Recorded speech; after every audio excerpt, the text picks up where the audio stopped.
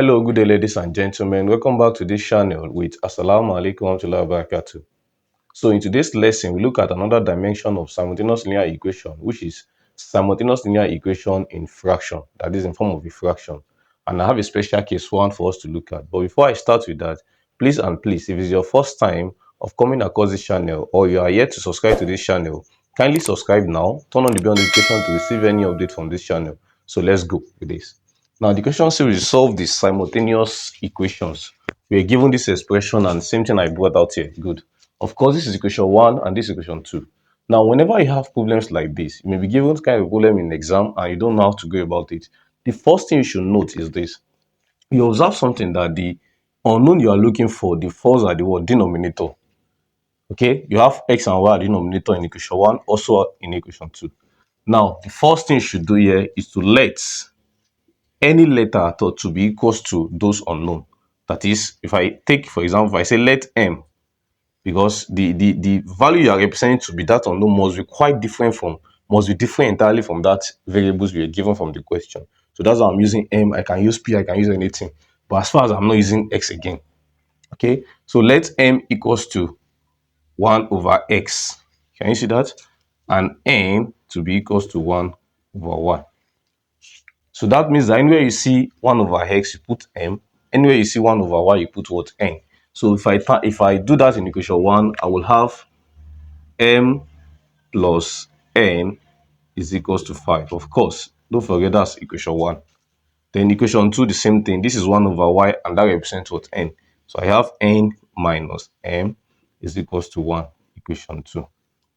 But the problem we have here is that the equation 2 is not arranged, so we need to rearrange it. So rearranging equation 2 now. Rearranging equation 2. Okay, so when we arrange equation 2, we have minus m plus n is equals to 1. So whenever you have problems like this in some linear equation and it's not arranged, you can rearrange it first before you start solving. So therefore, if I combine the two equations now, the one I rearrange with the equation 1, I will have m plus n, don't forget, is equals to 5. That's equation 1 before. And we have minus m plus n is equals to 1. That's equation 2. Now, you can see we have a linear expression now. So how do we solve this problem? We can either use substitution method like I did before or elimination method. So since the question does not specify use a particular method, so you can just go for the simplest one, which is the elimination method. That is one that will not take us time. Okay.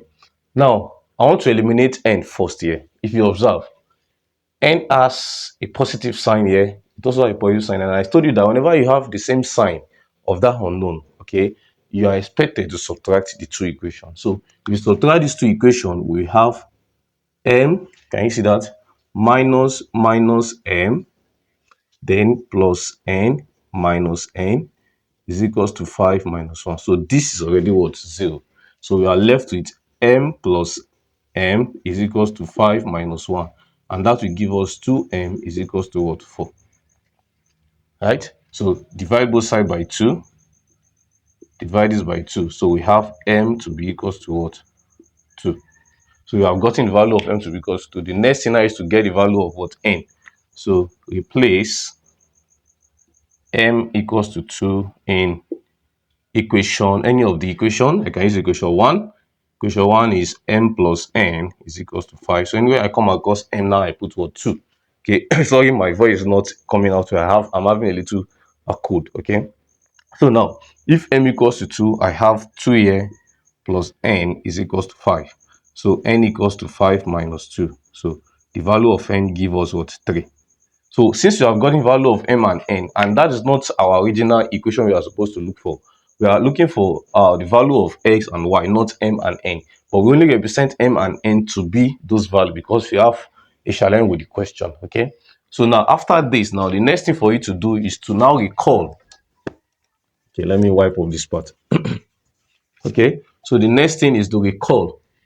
So recall that m is equals to 1 over x and n is equals to 1 over y. So if I focus on the first one, the value of m is 2. So if I replace here, I'll have 2 is equals to 1 over x. So when you cross multiply, x will be equals to 1 over 2 here.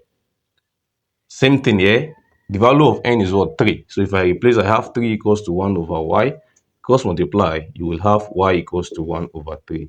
So therefore, the value of x is 1 over 2 and the value of y is 1 over 3. Okay, so after this, my next class is going to be based on this particular one again, but in another form. That is, don't look more exactly like this. It's just going to be like probably the unknowns now they are falling at the numerator rather. So just kind of another question, another problem on this. Okay, so that is why you need to follow me on this channel. Don't forget to like this video, share this video, and if you have any question, you can do it in the comment section. And I'll see you guys in my next class. Bye for now.